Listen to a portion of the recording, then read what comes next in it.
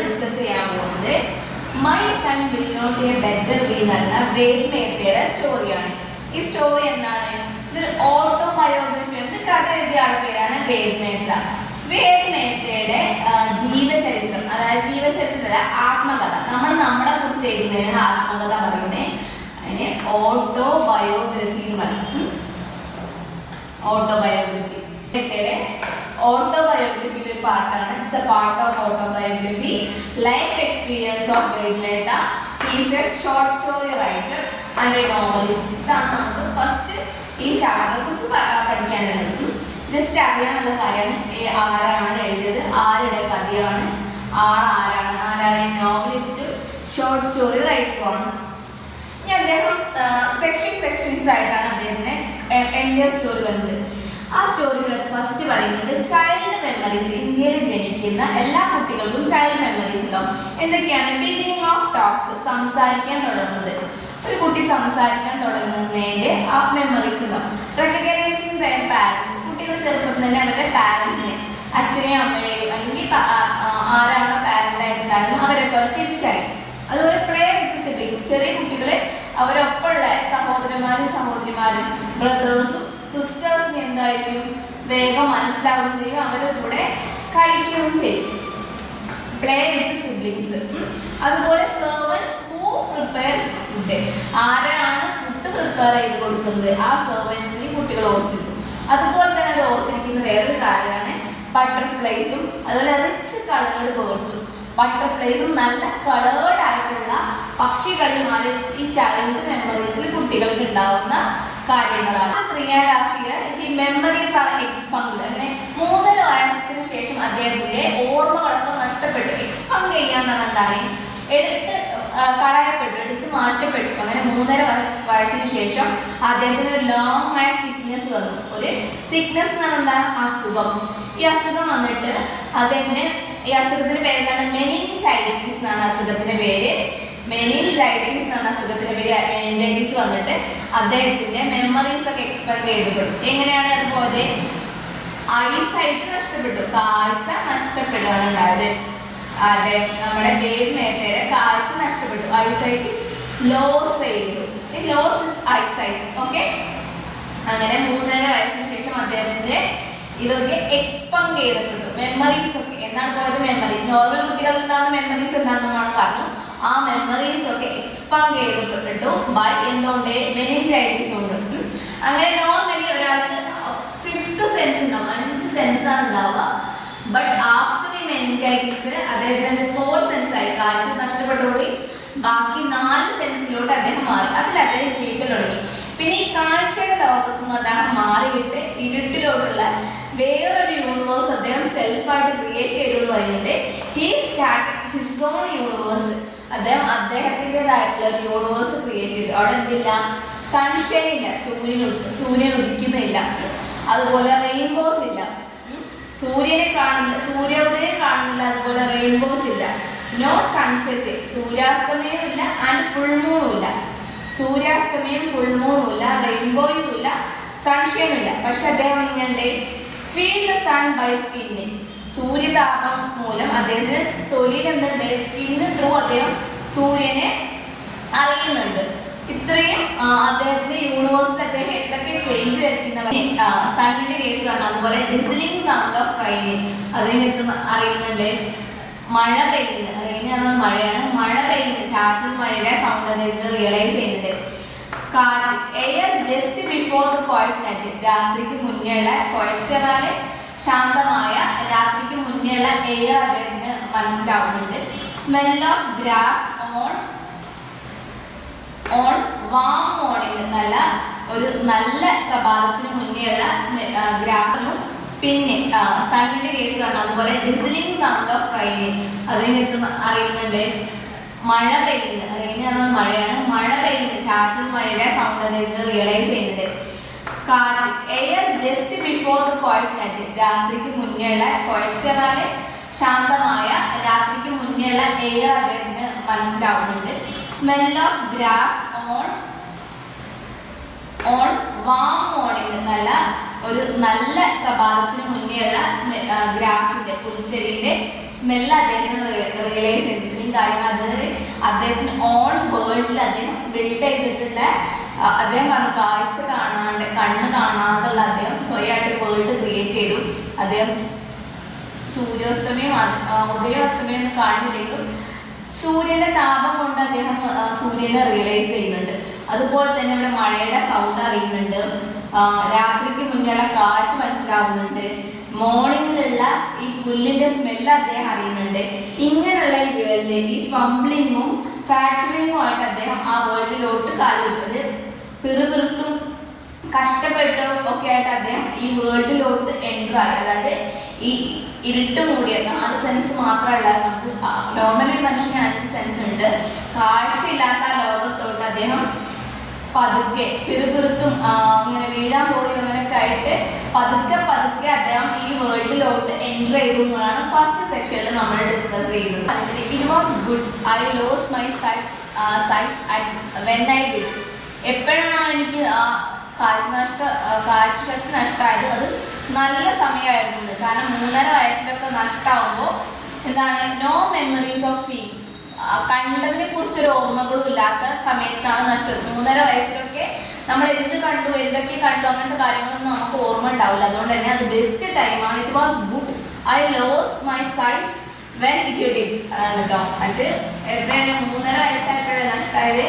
ആ time best ടൈമാണ്. എന്താണ്, because no memories of seeing, ഒന്നും കണ്ടതിനെ കുറിച്ച് ഓർമ്മയില്ലാത്തതുകൊണ്ടാണ് ആ ടൈം ബെസ്റ്റ് എന്ന് പറയുന്നത്. ക്വസ്റ്റ്യന് വരും, എന്തുകൊണ്ടാണ് ഈ ടൈമിൽ ആ നഷ്ടമായ ടൈം എന്തുകൊണ്ടാണ് ബെസ്റ്റ് എന്ന് പറയുന്നത്, ഗുഡ് എന്ന് പറയുന്നത് വെച്ചാൽ because of no memories of seeing, എന്തൊക്കെയാണ് കണ്ടത്, കാണാണ്ടിരുന്ന അങ്ങനത്തെ കുറിച്ച് ഒരു ഓർമ്മകളും ഇല്ലാത്തതുകൊണ്ടാണ് ഇറ്റ് വാസ് ഗുഡ് എന്ന് അദ്ദേഹം പറയുന്നത്. അല്ലെങ്കിൽ ആ ഒരു പഴയതും പുതിയതും കണ്ടതും കാണാത്തതും അങ്ങനത്തെ ഒക്കെ ആയിട്ട് ആ കൺഫ്യൂഷൻ ഉള്ളൊരു ഇതാവുമായിരുന്നു. ബട്ട് ഇപ്പം അങ്ങനെയൊന്നുമില്ല. ഒന്നും കാണാത്തതുകൊണ്ട് കണ്ടതിനെ കുറിച്ച് ഓർമ്മയില്ലാത്തതുകൊണ്ട് ഞാൻ അങ്ങനെയാണെന്ന് ആലോചിക്കേണ്ടല്ലോ. അതുകൊണ്ടാണ് പറയുന്നത് കേട്ടോ. വെൻ ബ്ലൈൻഡ്, അദ്ദേഹം എന്നാണ് ബ്ലൈൻഡ് ആയത്, 1937 1937 അദ്ദേഹം ബ്ലൈൻഡ് ആയത്. ഗുജറാത്തിലായിരുന്ന സമയത്ത് ഇത് പ്രൊവിൻസ് ഓഫ് നമ്മുടെ പഞ്ചാബിന്റെ അധീനതയിലുള്ള ഭാഗമായിരുന്നു. 1937 ഈ ഒരു അസുഖം ഉണ്ടായതുകൊണ്ട് കൂടി അവർ ലാഹോറിലോട്ട് ഷിഫ്റ്റ് ചെയ്തു. ഈ അസുഖം ഉണ്ടായി. കുട്ടിക്ക് ഇങ്ങനെ ഐസൈറ്റ് നഷ്ടപ്പെട്ടു എന്നുള്ളതുകൊണ്ട് തന്നെ ലാഹോറിലോട്ട് ഷിഫ്റ്റ് ചെയ്തു. ബട്ട് അവിടെ എന്താണ്, അങ്ങോട്ട് ഷിഫ്റ്റ് ചെയ്തിട്ട് പോലും ബന്ധുക്കളും റിലേറ്റീവ്സും എന്താണ് വിസിറ്റ് ചെയ്ത് സിമ്പതി കാണിക്കുന്നു. സിമ്പതി കാണുന്ന അയ്യോ പാവം എന്നാലും എങ്ങനെ പറ്റിയെന്നൊക്കെ അവൾ പറയില്ലേ, അങ്ങനത്തെ സിമ്പതി കാരണം എന്ത് ചെയ്തു, അവർക്ക് ഭയങ്കര ശല്യം തുടങ്ങി. സോ അവരെന്ത് ചെയ്തു, കർണാട് എന്ന് പറഞ്ഞൊരു പ്ലേസിലോട്ട് മൂവ് ചെയ്തു. ഇവിടെ റിലേറ്റീവ്സും ഫ്രണ്ട്സും ആരും ഉണ്ടായിരുന്നില്ല. അതുകൊണ്ട് തന്നെ പീസ്ഫുൾ ആയിട്ടുള്ള സമാധാനപരമായിട്ടുള്ള ലൈഫാണ് അവർ ഇവിടെ ഈ കർണാടിൽ നയിച്ചുകൊണ്ടിരുന്നത്. ഈ കാഴ്ച നഷ്ടപ്പെട്ട ബിഗിനിങ്ങില് ഭയങ്കര ടഫായിരുന്നു, ഭയങ്കര ബുദ്ധിമുട്ടായിരുന്നു എല്ലാവർക്കും. ഈ ചെറിയ കുട്ടിക്ക് ഇങ്ങനെ കാഴ്ച നഷ്ടപ്പെടുന്ന ടൈമിൽ എല്ലാവർക്കും ഇങ്ങനെ ഭയങ്കര ടഫായിട്ടാണ് ഫീൽ ചെയ്തത്. എങ്ങനെയാണ് അദ്ദേഹത്തിന് ഇത്രയും ബാക്കിയുള്ളവരൊക്കെ ട്രീറ്റ് ചെയ്തത് നമുക്ക് പറയാം. ദ സെർവൻസ് അവോയ്ഡഡ്, എന്ത് ചെയ്തു, അവരുണ്ടായിരുന്ന ഫുഡൊക്കെ ഉണ്ടാക്കുന്ന സെർവൻസ് ഉണ്ടെന്ന് പറയില്ല, അവരൊക്കെ അവോയ്ഡ് ചെയ്തു. എങ്ങനെ, ഈവിളായിട്ട് പേഴ്സണിഫൈഡ്, അതായത് പിശാച് പിടിച്ച ആളെ പോലെയൊക്കെയാണ് അവരെ ട്രീറ്റ് ചെയ്തത്. മീൻസ് എന്തോ ഒരു നെഗറ്റീവ് ഉണ്ട് ഈ കുട്ടിക്ക് എന്നുള്ള രീതിയിലാണ് അവരൊക്കെ ഇതിനെ അവോയ്ഡ് ചെയ്ത് തുടങ്ങി. അവരെന്തെങ്കിലും ശ്രദ്ധിക്കണം കേട്ടോ. ഇവിടെ കറക്റ്റായിട്ട് പറഞ്ഞ സെർവൻസ് അവോയ്ഡ് ചെയ്യുന്നുണ്ട്. അതായത് ഈവിളായിട്ട് പേഴ്സൺ ആയിട്ടാണ് അവർ ഈ കുട്ടികളെ കണ്ടത്. അത് എന്തോ ഒരു ദുശമനൊക്കെ ആയിട്ട് കാണൂലേ, അങ്ങനെയാണ് സെർവൻസ് ആരെ കണ്ടത്, നമ്മുടെ വേദിമയെ തന്നെ കണ്ടത്. അതുപോലെ sisters treated with care, sisters ഭയങ്കര ഇഷ്ടമാണ്, നല്ല കെയർ കൊടുത്തിട്ടാണ്, നല്ല സ്നേഹത്തോടെ പരിചരിക്കുന്നുണ്ടായിരുന്നു സിസ്റ്റേഴ്സ്. ലൈക്ക് എ ഡോള്, പാവകളൊക്കെ ട്രീറ്റ് ചെയ്യുന്ന പോലെയാണ് സിസ്റ്റേഴ്സ് ട്രീറ്റ് ചെയ്തത്. എന്നിട്ട് കരഞ്ഞോണ്ടിരിക്കുക, അമ്മ എപ്പോഴും ഇത് ആലോചിച്ച് കരഞ്ഞോണ്ടിരിക്കുകയാണ്. അതുപോലെ ഫാദർ ഒരു ഡോക്ടറായിരുന്നു, ഹി വാസ് എ ഡോക്ടർ. അതുകൊണ്ട് തന്നെ ഗുഡ് മെഡിക്കൽ ട്രീറ്റ്മെന്റ് കാലത്ത് വേദനത്തേക്ക് ഫാദർ ഒരു ഡോക്ടറായിരുന്നു, പബ്ലിക് സർവന്റ് ആയതുകൊണ്ടാണ് അദ്ദേഹത്തിന് നല്ല മെഡിക്കൽ ട്രീറ്റ്മെന്റ് ഒക്കെ കിട്ടി.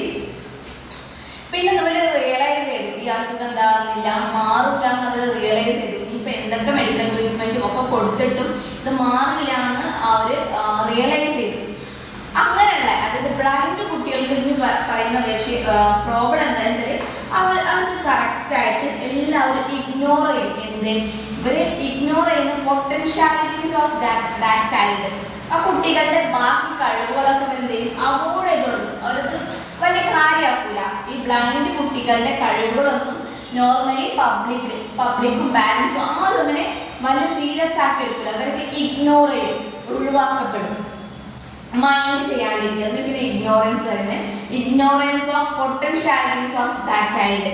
ആ കുട്ടികളുടെ പൊട്ടൻഷ്യാലിറ്റീസ് എന്ന് പറഞ്ഞാൽ കഴിവുകളാണ് കേട്ടോ.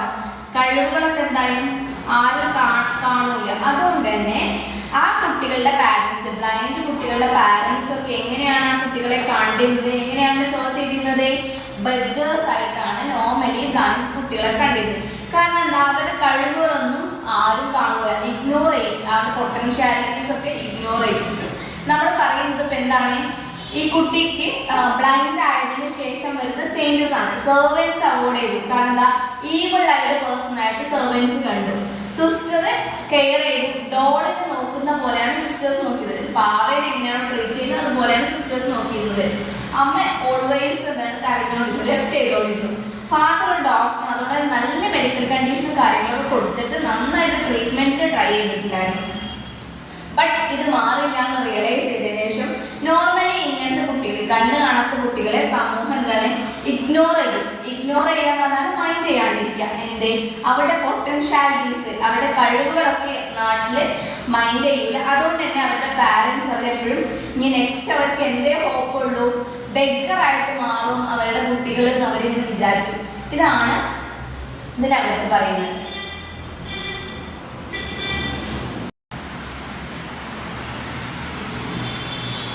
ഈ മദറിന്റെ കേസ് എങ്ങനെയാ, മദർ നെവർ കൺവിൻസ്. ഈ അസുഖം ഈ ഐസൈറ്റ് തിരിച്ചു കിട്ടില്ല എന്നുള്ള കാര്യം മദർ ഒരിക്കലും കൺവിൻസ്ഡ് ആയിട്ടില്ല. കൺവിൻസ് ആയത് നമ്മൾ തന്നെ സമ്മതിക്കൂല, അങ്ങനെ കൺവിൻസ് ആയിട്ടില്ലായിരുന്നു ഈ ഐസൈറ്റിന്റെ കാര്യം.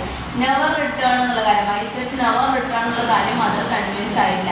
അതിന് അവർ കാരണം കണ്ടെത്തിയത് എന്തായിരുന്നു, ബ്ലെയിം ഹർ. അവർ സ്വയം ബ്ലെയിം ചെയ്തു. എങ്ങനെ, അവരുടെ പാസ്റ്റിൽ നടന്ന അവരെ തന്നെ പാസ്റ്റിൽ നടന്ന എന്തോ കാരണങ്ങൾ കൊണ്ടാണ് മകൻ ഇങ്ങനെ കാഴ്ചശക്തി നഷ്ടമായതെന്ന് അവർ സെൽഫായിട്ട് ബ്ലെയിം ചെയ്ത് കുറ്റപ്പെടുത്തിക്കൊണ്ടിരുന്നു. അങ്ങനെ അവർ തന്നെ ഫാമിലിയിലുള്ള ഒരു പണ്ഡിറ്റിനെ കണ്ടിട്ട് കൺസൾട്ട് ചെയ്തു. ആ പണ്ഡിറ്റ് നോക്കിയിട്ട് പറഞ്ഞു, കുറേ പണ്ഡിറ്റിനെ വിളിക്കണം, ഇയാളെ കൊണ്ട് ഒറ്റയ്ക്ക് ഹാൻഡിൽ ചെയ്യാൻ പറ്റില്ല, അങ്ങനെ കുറേ പണ്ഡിറ്റിനെ വിളിക്കണം. അവരെ കൂടെ എന്തായത് കുറച്ച് പ്രിസ്ക്രിപ്ഷൻ കൊടുത്ത് കുറേ പ്രാർത്ഥനകളും കാര്യങ്ങളും അതിൻ്റെ കുറേ പ്രാർത്ഥനകളും അവരെ പ്രായശ്ചിത്തത്തിന് വേണ്ടി ഒത്തിരി പ്രാർത്ഥനകളും കാര്യങ്ങളും കൊടുത്തു. പിന്നെ ഇതിൻ്റെ ഫീ ആയിട്ട് ഫാദറിന് ഇഷ്ടം ഉണ്ടായിരുന്നില്ല അത് ചെയ്യുന്നത്. അതുകൊണ്ട് തന്നെ ഫീ ആയിട്ട് ചില സെറിമണീസിലൊക്കെ അറ്റൻഡ് ചെയ്യാനും അങ്ങനത്തെ കാര്യങ്ങളൊക്കെ ഈ പണ്ഡിറ്റ്സ് പറഞ്ഞിട്ടുണ്ടായിരുന്നു. ഇതൊക്കെ മദർ സീക്രട്ട് ആയിട്ടാണ് ഇങ്ങനത്തെ ഈ പ്രായശ്ചിത്തത്തിന് വേണ്ട പ്രാർത്ഥനകളും തപസ്സുകളൊക്കെ ചെയ്തത്. ഇത്രയും കാര്യങ്ങൾ മദർ ചെയ്ത് ഫാദർ അറിയാതെ. ഫാദറിന് ഇതിനൊന്നും വലിയ വിശ്വാസമില്ല. കാരണം മദർ അത്ര എഡ്യൂക്കേറ്റഡ് അല്ല ഈ കേസിൽ. അവരുടെ തന്നെ എന്തോ ഇഷ്യൂ കൊണ്ടാണ്, പാസ്റ്റിൽ നടന്ന എന്തോ തെറ്റുകൊണ്ടാണ് മകൻ ഇങ്ങനെയൊക്കെ ആയത്. അത് എങ്ങനെയൊക്കെ മാറ്റാന്നൊക്കെ ആലോചിച്ച് കുറേ പണ്ഡിതന്മാരെ വിളിച്ചിട്ട് പൂജാരികളെ വിളിച്ച് പൂജയും കാര്യങ്ങളൊക്കെ ചെയ്തുകൊണ്ടിരിക്കുകയാണ്. മദർ ഒരിക്കലും അക്സെപ്റ്റ് ചെയ്യുന്നില്ല. സ്വന്തം മോനെ കാഴ്ചകളത്തി തിരിച്ചു കിട്ടില്ല എന്നുള്ള കാര്യം ഒരിക്കലും അക്സെപ്റ്റ് ആവുന്നില്ല. അത് മകനെ അത്രയും സ്നേഹമുള്ളതുകൊണ്ടാണ് ഇങ്ങനെയൊക്കെ കുറേ മണ്ടത്തരം കാണിക്കുന്നത്. പണ്ഡിറ്റിനെ വിളിച്ച് പ്രാർത്ഥനയും കാര്യങ്ങളൊക്കെ നടത്തി നോക്കുന്നത്. ഇങ്ങനെയാണ് അവിടെ മദറിന്റെ കേസ്. ഇത് കൂടാതെ തന്നെ പിന്നെ കുറച്ച് ഹക്കീംസ് വരെയായിരുന്നു, യുനാനി ചികിത്സകർ. അവരുടെ ചികിത്സയും കൂടി അമ്മയുടെ ഭാഗത്തുനിന്നുണ്ടായിരുന്നു കേട്ടോ.